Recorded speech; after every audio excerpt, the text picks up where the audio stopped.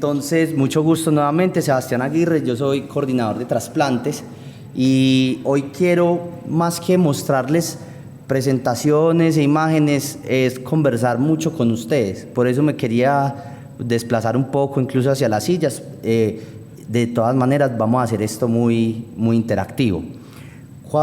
Lo primero que les quiero contar es por qué esto se llama comunicación de noticias difíciles. Y es que generalmente la noticia de la donación de órganos llega a las familias en un momento más difícil de sus vidas, en un momento de intenso dolor, ¿cierto? Entonces, tomar las decisiones en esos momentos se vuelve complicado. Y ya les voy a explicar a lo largo de esta presentación, porque poniéndonos en ese escenario, de verdad es una situación que es compleja. ¿Por qué hablamos de donación de órganos?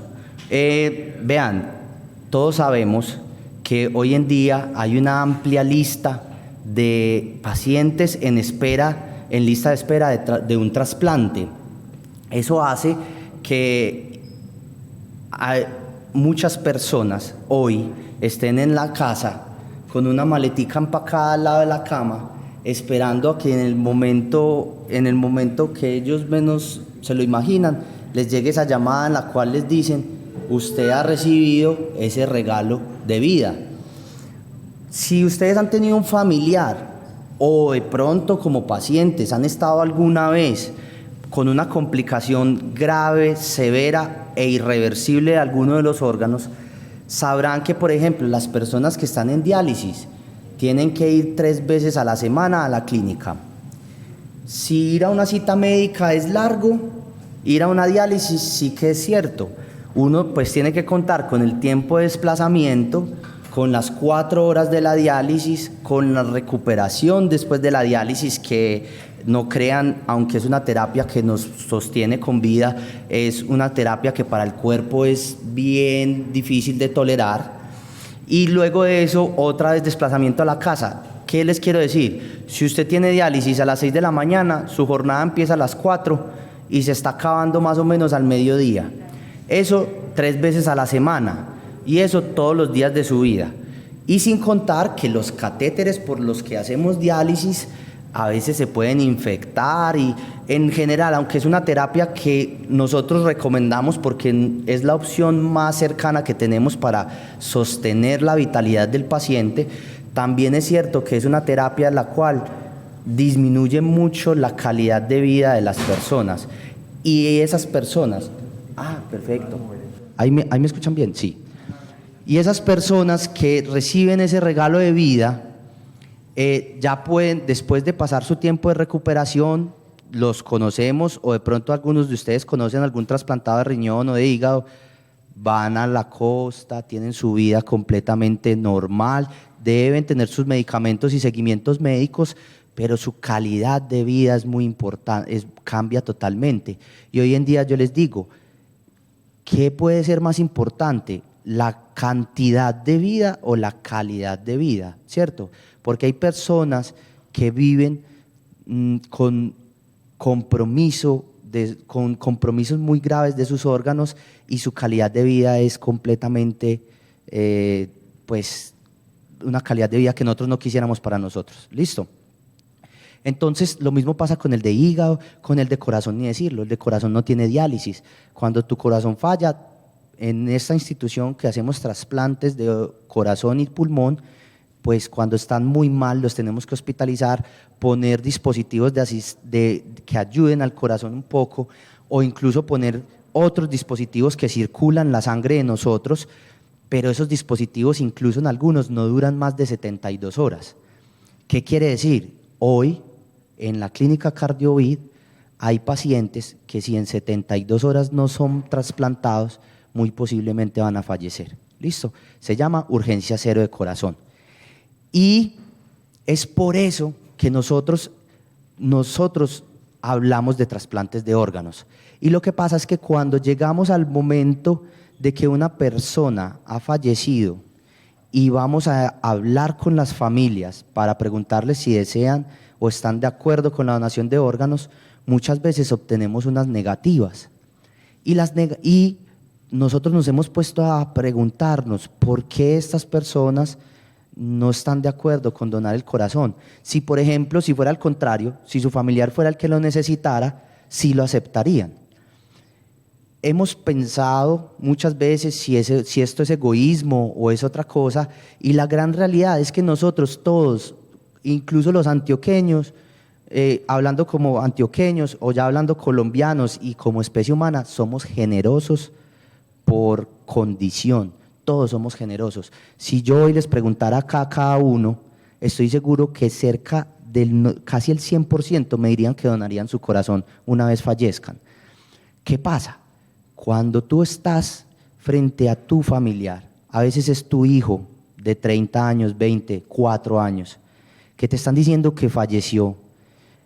Lo que pasa es que como fallece con muerte cerebral y su corazón todavía está latiendo, es muy difícil entender ese momento. Nadie sabe cómo va a reaccionar en el duelo. Es como cuando a ti te van a atracar y hay personas que se desmayan y hay personas que salen corriendo y otros que pelean, y son reacciones que no conocemos de nosotros.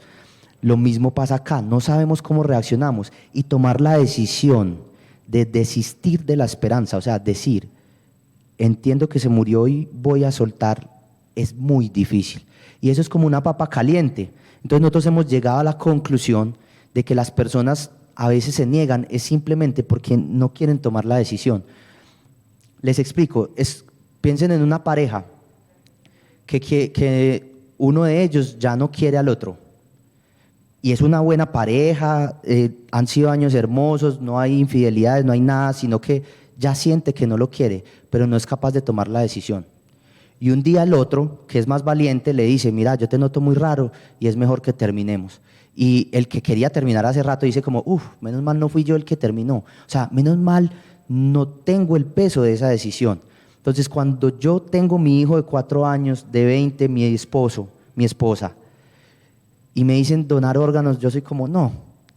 Y miro a mis hijos, lo que ustedes digan, lo que ellos digan del papá, eso se hace. Y los hijos, no, lo que diga mi mamá. Y todos, ¿y qué dijo mi papá? No sabemos. No sabemos el que hubiera querido. Y se vuelve una cosa, y entonces de pronto un valiente por allá dice, listo, donémoslos. Y en 8 días, como no sabemos cómo es el duelo, la familia lo mira y le dice, hombre, si hubieras esperado otro ratico. Mira que el vecino también dijeron que tenía muerte cerebral. Y ahí está. ¿Qué tal que hubiéramos esperado? No. Y se vuelve un conflicto emocional tan difícil, que entonces vamos a hablar hoy de ese tema. Quiero decirles, el cuerpo es el bien más preciado que nosotros tenemos. También la finquita, también la familia, también todo lo que poseemos como tal. Es decir, también la vida. El principio es cuidarnos en vida. Y también en vida, por ejemplo, hay personas que tienen tierras o casas y dicen, cuando yo me muera, la casa de Manrique le queda a Pepe, la casa de tal le queda a su mamá, y esto no me lo toquen, que es para mi ahijado, que yo lo quiero mucho, ¿cierto? Entonces, cuando la persona fallece, toda la familia dice, listo, ya que pesar y todo, pero dejó solucionada la vaina, por así decirlo. Pero cuando no sabe nada, y todos decimos, bueno, ¿y qué vamos a hacer aquí con esto? Y todos, no, a mí me gusta la Aranjuez. Y el otro, no, a mí también. Y entonces, no, yo no sé, entonces vámonos a las leyes a que decidan. Y las leyes llegan y reparten. Entonces, nuestro cuerpo nosotros somos los dueños de nuestro cuerpo en vida. Pero una vez que morimos, el dueño de nuestro cuerpo es el Estado. Sé que suena raro, pero les voy a decir, a pesar de que se nos permite saber si lo vamos a cremar, si lo vamos a enterrar, si vamos a velarlo o no, si la persona murió por muerte violenta o accidental, el Estado no nos permite cremarlo, por ejemplo, y no nos permite saltarnos la necropsia. El Estado, yo lo puedo enterrar, pero en un cementerio, no lo puedo enterrar en el patio de la casa. Y tiene que haber pasado por una funeraria en donde le hagan un procesamiento del cuerpo, porque esa es la ley, y la ley decide sobre el cuerpo. Nos permite también hacer ciertas cosas, pero no podemos cremarlo en una fogata, porque por salubridad eso no se permite. Entonces vean que las disposiciones finales están reguladas por la ley. y hay unas cosas que nosotros sí podemos hacer. Entonces, la ley dice que todas las personas tenemos un derecho a decidir sobre nuestro cuerpo y en relación con la donación. Es decir, usted en vida puede decir, sí, yo quiero ser donante, o puede decir, no, no quiero ser donante. Pero si no dijo nada, cuando usted fallece, tenemos una ley que se creó para proteger las vidas de las personas que están en lista de espera. Y lo que dice la ley es, si usted no decidió, el Estado decide, y usted es donante por presunción. Aquí les quiero decir, el hecho de que hagamos de que la ley diga si él no dijo nada es donante, no quiere decir que éticamente los médicos nos sintamos cómodos haciendo un proceso de rescate de órganos cuando la familia se opone. ¿Listo? Entonces siempre buscamos la conciliación. Las leyes suenan como a una pena, como eso es una ley, entonces es como que me están obligando a eso. Pero hay leyes que nos protegen, ¿cierto? La ley de que usted no puede matar a alguien es pues para que usted no mate, pero para proteger a los demás. Entonces las leyes son para eso, y esta ley se creó para proteger vidas. ¿Listo? Entonces, cuando ustedes, si alguna vez están frente a ese momento, cuando nosotros les hacemos la pregunta, nosotros les decimos, vea, su familiar es donante, porque él nunca se opuso. Pero nosotros queremos saber qué es lo que en su corazón le genera. ¿Qué piensa usted acerca de la donación de órganos? Para yo poderle resolver las dudas y poder proceder con lo que siga. Entonces, hay familias, y aquí ya vamos a hablar de los mitos de la donación. Hay familias que me dicen, no, porque es que eso es un negocio. Primer mito de la donación. No, porque es que a mí me dijeron que un vecino pues autorizaron la donación y lo dejaron pues deforme, prácticamente irreconocible después de cortarlo y hacerle todo eso.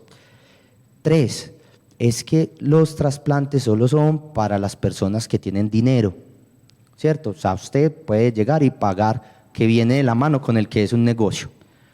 4, es que los órganos se trafican, o sea, hay personas que se levantan en una bañera con hielo después de haber salido de rumba y hay un letrero con pintalabios en el espejo del baño diciendo muchas gracias por tu riñón, ve a una clínica, ¿cierto? Y ahorita, si ustedes quieren, al otro, es que mi religión no me lo permite, en mi religión no aceptamos la donación. Entonces yo les voy a hablar de esos y si ustedes tienen más dudas, también se las despejo en el camino. Para yo poderles decir que eso no es un negocio, que los órganos no se pueden comprar, les voy a contar una historia de manera rápida de qué es lo que pasa. Como en este momento, hoy me disculpo que llegué tarde, estamos con un potencial donante en Montería, en una clínica en Montería.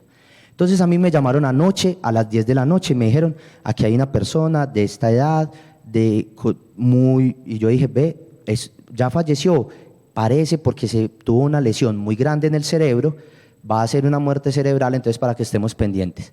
Entonces yo llamo ahorita el doctor Quintero salió, el cardiólogo, entonces llamo al doctor Quintero, le digo, doctor, esté pendiente por favor, que de pronto hay un potencial donante.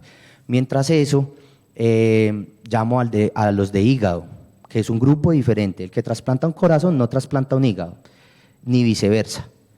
El de hígado también trasplanta los riñones, entonces se divide como órganos abdominales y torácicos. Entonces hay unos especialistas en pulmón y corazón y otros en hígado y riñones, otros en intestino, otros en páncreas, otros hacen combinados cuando el paciente necesita corazón con riñón, por ejemplo. Entonces yo tengo que llamar a todas esas personas y todos estamos así pendientes. Ahorita, antes de iniciar la charla, estaba hablando por celular, me llamó el médico y me dijo, ya el paciente falleció. Entonces, cuando termine esta charla, debo viajar a Montería y tener una entrevista familiar. Que a pesar de que ese muchacho es donante por ley, yo quiero hablar con esas familias y decirles qué miedos tienen, todo para que eso no sea algo como violentado. y podamos proceder. Y para que esas personas no sientan después un dolor tan grande que les genere problemas en su duelo, porque pues me entregaron a mi hijo medio, prácticamente, que es lo que las personas pues a veces me refieren.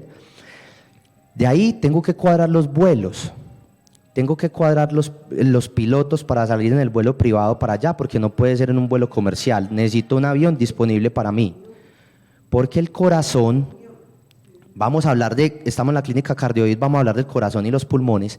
Una vez que yo logro rescatarlo, tengo máximo 4 horas para poderlo trasplantar, no puedo demorarme más. Entonces, como entenderán, cuando yo rescato el corazón, salgo en el avión y tengo que llegar aquí a hacer el trasplante. Bueno, yo no, el cirujano, ¿cierto? Entonces, cuando allá vemos el corazón y el cirujano dice, el corazón se ve muy bien y lo vamos a rescatar, aquí el paciente que lo va a recibir, que debe tener la misma talla, el mismo peso y el mismo tipo de sangre, lo empiezan a operar para que él esté listo prácticamente cuando llegue el corazón. ¿Por qué deben tener la misma talla, el mismo peso? Porque si yo le dono mi corazón a una persona que mide 2 metros, es como ponerle el motor de un automóvil a una tractomula. No tiene la fuerza para hacerlo mover. Y si el de un man de 2 metros me lo trasplantan a mí, es como ponerle el motor de la tractomula al Twinguito. No hay espacio donde poner ese motor tan grande. Entonces, fíjense que debe ser de misma talla, mismo peso y mismo tipo de sangre. Una vez que se haya el compatible, se le avisa. A veces, imagínense que hay casos que llamamos al compatible y ayer le dio una infección, está con fiebre, no puede ser trasplantado. Hay que buscar otro compatible. Y de pronto ese compatible no está acá, está en Bogotá. Entonces, cuadro vuelo para Bogotá. Salimos con ese corazón, después de toda esa logística hacemos el trasplante. Ahí yo siempre le respondo a las personas, ¿cree usted que yo puedo decidir, cuál es su nombre? Don Camilo, decir, vea, don Camilo está muy bien de salud, él no es hipertenso, lo vamos a asesinar y le vamos a trasplantar el corazón a, ¿cuál es su nombre? A Iván Pineda y todo, y que eso se hace dentro de una clínica con estrictos protocolos de seguridad, con el seguimiento. Usted queda en UCI, intubado, conectado a muchas máquinas, tiene que tener un cardiólogo, el cirujano a veces lo tiene que reoperar. En conclusión, digamos que robarse un órgano no es tan fácil como se plantea, y al día de hoy hay denuncias en Colombia de personas de trata de blancas. Se me robaron mi hijo, se lo llevaron, hay niños desaparecidos, mayores desaparecidos, violados, muchas cosas, pero al día de hoy no hay una sola denuncia que haya habido una persona que dice a mí me robaron los órganos o a mi esposo lo mataron y lo apareció sin el corazón. Que haya una denuncia. Cuentos hay muchos. Por ejemplo, hace muchos años, cuando yo estaba en la universidad, una vez salió en El Colombiano que el diablo se había aparecido en Mangos, ¿cierto? Que se apareció con patas de cabra, un man que seducía a las muchachas, ¿cierto? O sea, cuentos los que ustedes quieran. También conozco personas que se las han llevado a los extraterrestres y les han implantado un extraterrestre en el útero a mujeres, ¿cierto? Ya yo les dejo esas dudas. Entonces hay personas que dicen que sí, que alguien se levantó con una bañera, pero ese alguien no existe, nadie lo conoce. Y cuando yo les pregunto, ¿usted cree en el tráfico de órganos? Y hay personas que me dicen que sí. Y luego les digo, ¿y usted conoce que hayan traficado? O sea, a alguien, un primo, un vecino, alguien, o sea, de primera mano, nadie lo conoce, nadie lo conoce. Pero sí conocen mujeres que les han robado sus hijos. O personas que sus hijas se iban a modelar al extranjero y están ahorita en prostitución forzada. Eso está documentado. Los órganos no, ¿cierto? Yo me imagino un escenario. Si usted va desesperado donde un malandro y le dice que tiene 500 millones de pesos para que le consiga un riñón, pues ya yo voy y le consigo uno.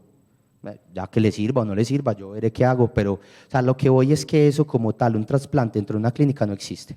¿Listo? Segundo mito, mi religión no lo permite. al día de hoy solo hay dos religiones en el mundo, una es japonesa y la otra es de esta parte del Tíbet, que se oponen a la donación y trasplante de órganos. Los Jutsi, que son los japoneses, se oponen porque para ellos todo lo que provenga del cuerpo es impuro, el cuerpo de por sí es impuro, se cultivan mucho su espíritu para que una vez que salga de la impureza del cuerpo pase al plano espiritual, pero nada del cuerpo debe quedarle a nadie, ¿listo? Esas son sus creencias y eso no lo vamos a debatir, toda su vida han crecido con eso. Y en esta parte del Tíbet, ellos lo que dicen es que tu energía viaja por todo el cuerpo y que está distribuida en todo el cuerpo y que nada de tu energía se debe quedar aquí. ¿Listo? Por lo demás, una religión que ustedes crean que se oponga a la donación de órganos. ¿Los cuales? Testigos de Jehová. Listo, perfecto. Entonces les quiero decir, no se oponen. Nos hemos sentado, conversado con pastores de iglesias, hemos hecho conversatorios con musulmanes, hinduistas, testigos de Jehová, cristianos, pentecostales, con estos mormones, con católicos, y ninguno se oponen. De hecho, parten del principio de que la donación de órganos es el acto en pro de la vida más generoso que puede tener una persona. Entonces, ¿pero qué pasa? Los testigos de Jehová sí se oponen a la donación de la sangre por el significado que tiene la sangre en sus textos religiosos. Pero cuando les contamos que los órganos van exsanguinados, o sea, los órganos, cuando nosotros los vamos a rescatar, para que pueda sobrevivir ese corazón desde Montería hasta aquí, tiene que ir en unas soluciones como que tiene comida, por así decirlo, para que ellos sobrevivan. Entonces, yo le saco toda la sangre, ahí sí soy yo, y es como si quedara una salida y una entrada. Entonces, por la entrada le pongo esas soluciones que lo alimentan y por la otra sale toda la sangre. Hasta que eso no salga nada, ni agua sangre, que salga blanquito, no dejo de meterle solución. Entonces, el órgano viene completamente exsanguinado. Cuando les hablamos de eso, ellos entienden y hacen la donación. Listo. No hay ninguna religión que se oponga a la donación de órganos, estando por ahí. Tercero, va a quedar mi familiar mutilado. Listo. Quiere decir que no lo voy a reconocer y todo. Y les quiero decir, la ley dice que la donación de órganos no puede generar ninguna deformidad en el cuerpo. Ni siquiera la donación de tejidos, cuando uno dona hueso, se extrae el hueso y se pone una prótesis y y luego se entrega al cuerpo y ustedes lo ven. Obviamente, si ven la piel, pues ven la incisión quirúrgica que hicimos, pero no ven deformidad, o sea, no entregamos con un pie por aquí y el otro por allá, el cuerpo no va así. Y tampoco cuando hacemos la extracción de los órganos, sea corazón, pulmón, hígado y riñones, y páncreas y lo demás, hacemos una incisión normal en el centro del cuerpo. Es la misma incisión que, por ejemplo, este caso que les dije de Montería, es un accidente de tránsito, él tiene que ir a necropsia, como ya les dije, es una muerte accidental, y en la necropsia van a sacar todos sus órganos, los van a fotografiar y los van a meter en unas bolsitas y los van a quemar, y van a entregarle el cuerpo a la familia, como dicen por ahí, vacío, ¿cierto? Y la incisión que se hace en la morgue es la incisión que nosotros hacemos en el quirófano. Entonces van a ver, si lo desnudan, van a ver la incisión acá, con una sutura que se hace como si fuera una persona viva. Listo. Nuestro compromiso con el cuerpo es un compromiso ético muy profundo e incluso espiritual. El cuerpo nosotros lo tratamos como el cuerpo de un vivo, porque para nosotros es una persona incluso que acaba de dar muchos regalos de vida y es un profundo respeto para ellos. Cuando donan las córneas, es un lente, las córneas es como una gafa que tenemos interna, se hace una incisión, se saca el lente y se pone una prótesis. Entonces no se ven los ojos como hundidos, como si no tuvieran nada, se ponen las prótesis y quedan igual, y quedan pegaditos como los pegan en la funeraria. Listo. Algunos me dicen, bueno, pero es que él falleció de muerte natural, entonces no le van a hacer necropsia. Y yo les digo, en la funeraria, por ley de disposición de los cuerpos, hacen una incisión, ponen el formol y los cuerpos son puestos en unas bolsitas, los órganos son puestos en unas bolsas porque ellos se degradan más rápido que el cuerpo. Entonces se ponen en esas bolsas para evitar olores, infecciones y lo demás. Es decir, al final nuestros órganos por A o por B son extraídos. ¿Listo? Entonces ahí va el mito de que no va completo, que no hay deformidad, no hay religiones que se opongan y no hay tráfico de órganos. ¿Listo? ¿Alguien me quiere hacer una pregunta hasta ahí?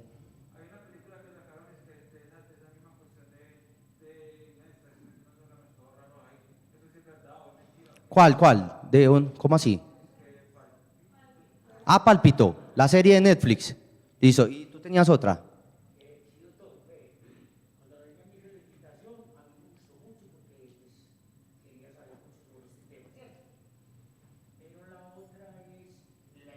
Eh, Ese es uno de los grandes mitos y muy bueno que lo preguntaron. Entonces, primero, como te dije, no es verdad, debe ser completamente compatible y todo. De hecho, en la segunda parte de la serie, ellos como que se reivindican un poco y muestran que si las personas donaran más seguido habría menos necesidad, que en realidad el mercado negro no existe, pero ellos usan esa parte de que asesinaron a una persona para trasplantar el órgano, pues como porque eso es muy atractivo y es para poner el foco de nosotros ahí, pero alrededor de la película hay mucha trama y muchas otras cosas de las cuales nos hablan. Y lo otro que hablan ahí es que si a mí me trasplantan el corazón de alguien que le gusta, a mí no me gustan los frijoles y a ella sí, y entonces a mí me dieron unas ganas de frijoles cuando me pusieron el corazón, o me mencionaron los frijoles y yo dije qué rico. Entonces, muchas personas asocian eso a que tal vez el que me donó le gustaba, pero yo les quiero decir, vea, digamos que usted es cascarrabias por la vida, a usted no le gustan los frijoles, pero hoy le dicen que si en 3 días no lo trasplantan, usted se va a morir. Y usted ya sintió lo que es la muerte, casi que usted se infarta, llegó inconsciente, ve a sus hijos ahí parados, a sus nietos, usted tiene 62 años, todavía con mucha vida por delante, 67, todavía con mucha vida por delante. Mi abuelito tiene 93, ¿cierto? A los 67 ese hombre hacía de todo. Entonces, usted todavía quiere vivir, pero sabe que se va a morir muy probablemente, porque hoy en Colombia hay 33 personas esperando un trasplante en urgencia cero. Si no los trasplantan en 3 días se van a morir. Y les digo, el 90% de ellos fallece. ¿Listo? Muchos fallecen. ¿Por qué? Porque no hay donantes. Entonces, eso es lo que quiero decirles. Entonces, cuando usted está al borde de la muerte y de un momento a otro, ¡pum!, se abre una luz y le llega ese regalo de vida y usted dice, alguien que se murió me donó esto y yo tengo un renacer. A usted le dicen, ¿quiere frijoles? Y usted dice, sírvame esos hijos de madres. Que quiere ir, solo hay agua fría, no hay agua caliente, agua fría. Mi hijo, que yo después de saber que me iba a morir, lo que sea, la vida es otra. De verdad ellos celebran el cumpleaños del nacimiento y el cumpleaños del trasplante, porque es el renacer de las personas. Entonces, pienso que estos momentos en los cuales estamos al borde de la muerte o experimentamos la muerte de un familiar, nos traen a entender lo esencial de la vida. Yo tengo mucha plata, pero sin mi hijo, ¿para qué? Si yo quería la plata era para viajar con él a la playa y ya no está. Entonces ahí es cuando uno dice, ¿qué es lo esencial de la vida? Y si mi hijo se me muriera y resucitara como Jesús al 3er día, yo no trabajaría tanto para estar con mi hijo, por ejemplo. ¿Sí me entienden? Porque lo trae uno a lo esencial de la vida. Entonces, cuando uno lo trasplantan, las emociones son otras, porque usted cae y se muere. Es básicamente mi teoría. No voy a debatir las creencias de las personas, ¿cierto? Que no es el objetivo. Y la edad. Entonces, no, yo soy muy viejito, ¿qué va a servir de mí? Además, tengo la presión alta y hace 6 meses me diagnosticaron el azúcar. ¿De mí qué va a servir? Hombre, acuérdese que también hay receptores esperando un órgano también de su edad y también con sus enfermedades. Entonces, hágase donante, que nosotros trasplantamos constantemente personas muy enfermas con donantes que no es que estén muy enfermos, sino que tienen sus enfermedades controladas y podemos llevarlos a un trasplante. ¿Listo? Miramos todo, cada caso es individual y digamos que el donante más añoso que hemos tenido acá es de 72 años. Donante que le donó a personas de 65, 67. Y en el mundo se han reportado donantes de 85. ¿Listo? Si no estoy mal, pero no es un dato muy preciso, hay uno de 90, donante de 90 años. ¿Listo? Principalmente el hígado. Si son unos 90 años bien vividitos y todo, el hígado es súper resistente. ¿Listo? Principalmente. Casi corazón no, con corazón tenemos restricciones muy grandes, pero hay órganos que pueden ser trasplantados. Los riñones, 72 años fue el donante de riñón. Sí. Bueno, usted puede ser donante vivo, ¿cierto? Pero los criterios de donante vivo miran cuál es tu tasa de filtración glomerular, tus enfermedades de base, cómo vamos a hacer, porque el objetivo es que cuando yo te saco un riñón para dárselo a otra persona, yo ya te dejo en una falla renal, ¿cierto? Usted ya es considerado un paciente con falla renal de por vida. Que pueda vivir, sí, pero tiene restricciones. Entonces, yo tengo que ponerle esas restricciones casi que a un paciente muy sano. ¿Listo? Porque él va a quedar vivo. Diferente es con el que va a quedar muerto, que ya no le voy a hacer ningún daño.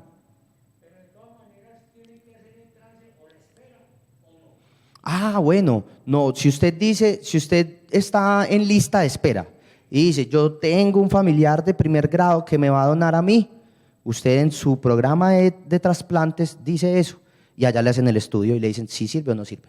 Pero no, digamos que ahí se saltaría la lista de espera, por así decirlo.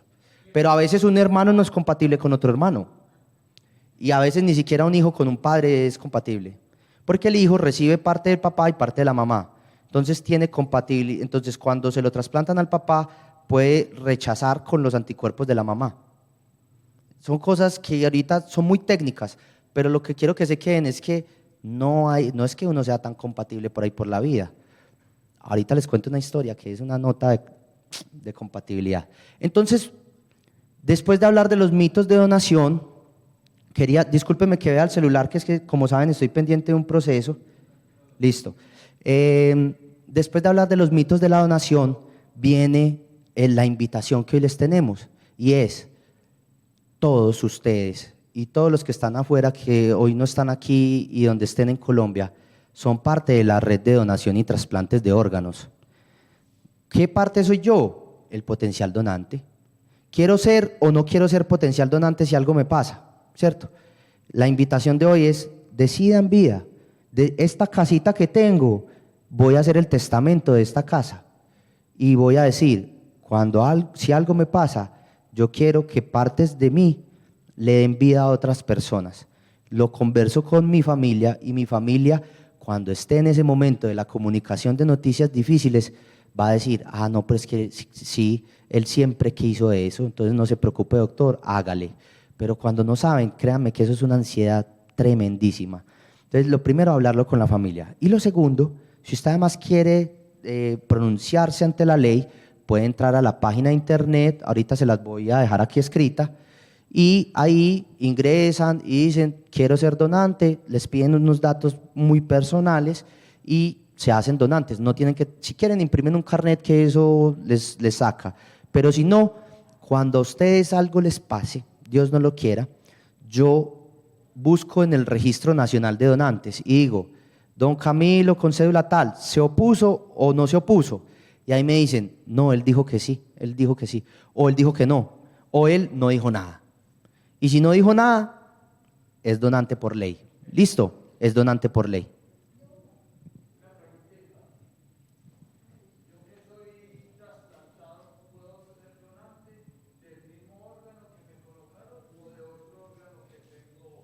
Listo. Un órgano que está trasplantado, bueno, primero, qué alegría que estés acá, hombre.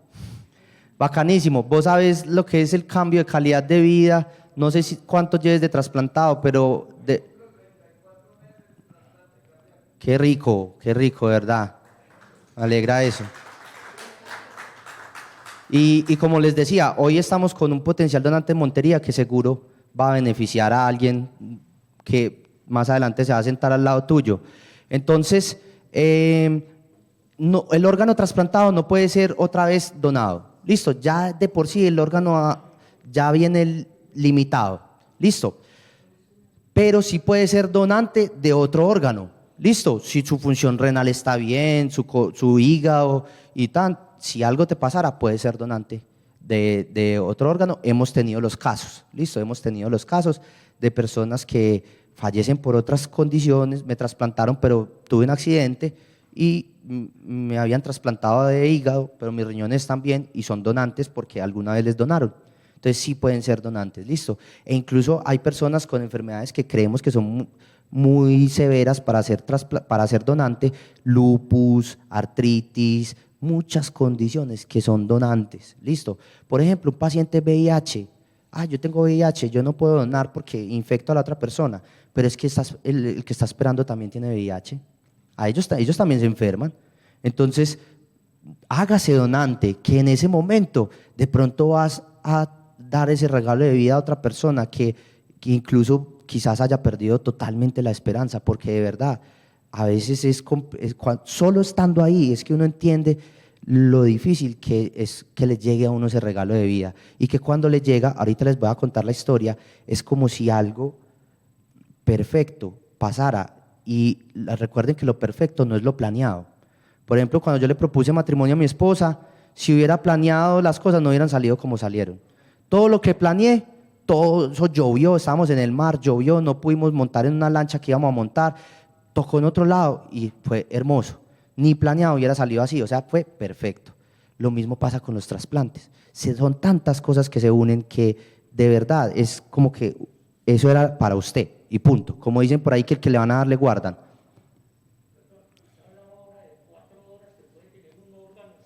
El corazón. Sí, sí, sí. Ya le voy a hablar de eso.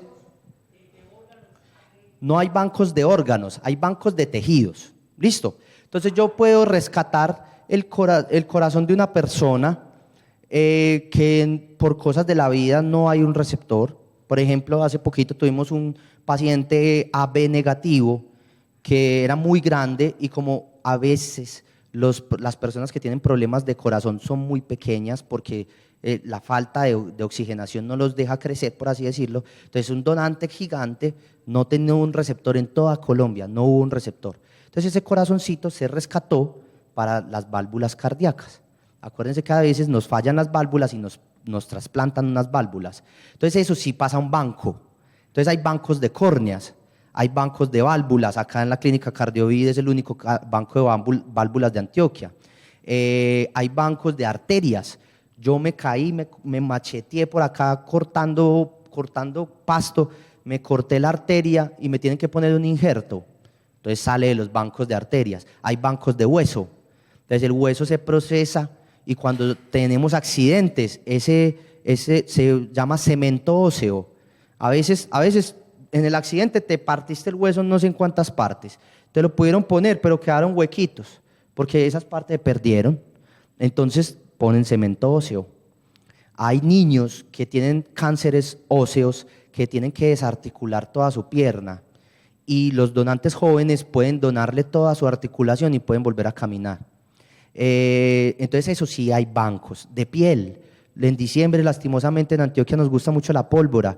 Hay muchos quemados que la piel se usa como vendas. Como usted queda expuesto, todas las infecciones, todo, usted al final se muere, no por, o sea, sí secundario a la quemadura, pero por la infección y de todo. Entonces lo cubrimos como con vendas de piel. Y eso hace que por debajo crezca la piel natural y esas personas no fallecen gracias a los donantes de piel. Y cuando dicen, ¿y eso qué? ¿Le sacan a uno el cuero como si fuera el chicharrón pues, del marrano? No, se hace tan superficial que si usted dona piel, si a usted le sacan piel vivo para ponerle en otro lado, usted ni siquiera logra sangrar. Es un aparato, se llama dermátomo, y saca una tajadita tan delgadita, les queda parecido como cuando las personas que tienen lesiones vitiligo, que es una parte blanca. Bueno, vea, que se ve algo así la piel cuando uno la dona y eso en el vivo vuelve a crecer. Y quien ha fallecido, cuando lo ven, se toma la piel de la espalda y de las piernas. Si lo voltearan, van a ver más blanco ahí. Van a ver blanco, pero no más. No se ve la carne, no se ve profundo, no se ve que lo machetearon así, nada de eso. ¿Listo? Entonces los bancos son de tejidos, ¿listo? No de órganos. Los órganos, el que más dura es el riñón, que logra durar más o menos 18 a 24 horas. Ya sí nos ha pasado que vamos a trasplantar y el receptor algo le pasó. Llamamos a otro, no contestó. Llamamos a otro, le dio porque estaba paseando y no puede llegar. Y así, o cuando hubo COVID, llamábamos como a 5, todos con COVID. Y nosotros tú, y ya al final se nos pasó de tiempo y había que descartar los órganos. Como digo, al que le van a dar le guardan, eso no estaba para donar, hay una cosa muy particular. Y cierro con la historia, porque las historias nos hacen estar en ese escenario y nos hacen comprender la grandeza de la donación. Resulta que hace aproximadamente 2 años yo tuve un caso de un chico de 20 años que se accidentó, tuvo un trauma cerebral y bueno, murió. Íbamos a hablar con la familia para ver si era donante. Ellos me dijeron que no querían donar porque eso era un negocio. Hablé con ellos y al final me dijeron, eran 4 hermanos, el que estaba fallecido y 3. Ellos 3 me dijeron, ¿sabe qué, doctor? Nosotros sí vamos a donar, pero necesitamos que los pulmones se los donen a mi mamá, que a mi mamá adoptiva, tenía una mamá adoptiva, que ella está en lista de espera de pulmón. Entonces yo les dije, eso no se puede, o sea, esa condición no la puedo aceptar. Yo no puedo decirle, sí, esto para Pepe, esto para Juan, no puedo, sino tienen que ser compatibles. Entonces ellos estaban dudando, uno de ellos después dijo, bueno, vamos a donar, o sea, vamos a estar de acuerdo porque yo sé que después a mi madre adoptiva le va a llegar su regalo. Nosotros hicimos todo el proceso, cuando hago la entrevista me entero de sus historias. Entonces resulta que 20 años atrás ellos vivían en Amalfi y llegaron los paramilitares a asesinar a su familia. La mamá cogió a los 4 hermanos, los mandó con una bolsa de calzoncillos por el monte y les dijo, vayan a la finca del vecino y díganle que se vaya para Medellín, que después de aquí van a ir por ellos. Los vecinos tenían un hijo, lo montaron en el carro con los 4 del vecino y se vinieron para Medellín. Efectivamente la familia toda la fusilaron y ella fue la mamá que el esposo de ella tuvo un infarto y murió. Y ella los levantó a los 4 hijos adoptivos y al hijo biológico a punta de arepas y chorizos y cosas ahí en leña. Y la leña le dañó los pulmones, el humo de la leña le dañó los pulmones y ahora estaba en espera. Entonces que cuando hicimos todo el proceso de donación y yo les estaba entregando el cuerpo, recibieron una llamada y les dije, y era el hermano, hijo de la señora, les dijo, recen mucho por mi mamá, que acaban de decirle que salió incompatible y la van a trasplantar en este momento. Entonces ellos me miraron y me dijeron, ¿puede ser que mi hermano fue el donante? Pues resultó siendo el donante. Ese niño que ella recogió hace 20 años, que parecía que no podía ser compatible, resultó ser compatible y se hizo el trasplante de pulmón. Entonces son historias increíbles. Y una última, había un receptor, un señor de 42 años que había sido deportista toda su vida y 6 meses antes empezó con una falla del corazón. Llegó a urgencia 0, o sea, como les dije, en 3 días se moría, muy probablemente. Y además medía 1,90, jugaba voleibol, era muy grande y los colombianos, no es que seamos, sí hay colombianos grandes, pero no tantos, y no se mueren todos los días, ¿cierto? Entonces era muy grande y además tenía un tipo de sangre que era difícil, era A negativo, y la otra cosa es que en un accidente que tuvo lo habían tenido que transfundir con mucha sangre, entonces él quedó algo que se llama sensibilizado, es decir, que tenía que ser ese tipo de sangre, no había de otra. ¿Listo? Y además llegó el COVID. Entonces cuando llegó el COVID, el programa de trasplantes de la clínica cerró, porque no sabíamos cómo íbamos a trasplantar.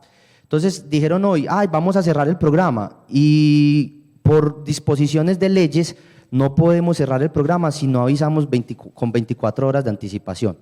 Entonces, por protocolo, nos tocó abrir el programa. Todos estábamos en la casa, las UCI estaban así de COVID, prácticamente si usted entraba a la UCI porque tenía una peritonitis, allá le daba COVID porque yo estaba lleno de COVID. Y me llamaron. Ay, doctor, aquí tenemos un potencial donante. Y yo, no, pero pues eso es lleno de COVID, pero vamos a ir a ver porque no hemos cerrado. Por protocolo hay que ir. Fui, el donante 1,92, A negativo, de masculino, de 40 años, el receptor tenía 42. El man, hacía como año y medio, había puesto un palo de mangos en la casa. Y ese día que le dijeron que entraba la pandemia, que se fueran para la casa a descansar, le dio por tomarse unos aguardienticos y como estaba dando mangos, él quería mangos de su mango. Y además no los quería bajar con palo porque apestaba el palo. Entonces quería subirse a cogerlos. No hubo poder humano que lo parara para subirse a coger ese mango. Se montó allá, como iba prendidito, se cayó, trauma en la cabeza, falleció. Y ese paciente que estaba en urgencia cero de corazón, llamamos al cirujano, nos parecía increíble, trasplantamos a esa persona como a las 4 de la mañana y a las 6 cerramos. ¿Por cuánto fue? 15 días. Se cerró el programa por 15 días. Durante 15 días no, así salieran donantes, no se podía trasplantar. Había tanto COVID que era imposible. Y esa persona se trasplantó. O sea, todo pasó como ni planeado, como les dije. Entonces, a lo que voy es que la invitación que les volvimos a hacer es manifiéstenlo con la familia. Si quieren, se pueden hacer donantes en la página.